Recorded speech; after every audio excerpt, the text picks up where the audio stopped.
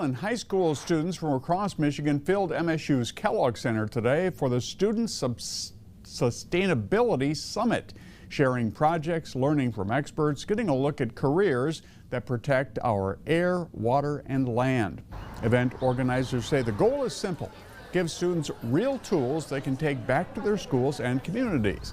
And they say the energy is growing, with more students showing up year after year, ready to get involved now, not someday.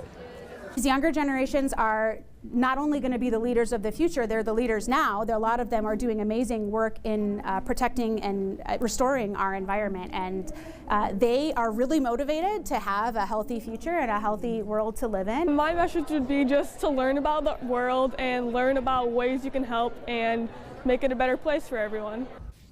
Organizers say the goal is turning student ideas into real change back home. The state agriculture department says its farm to family program offers grants and support to help more Michigan grown food reach families and institutions.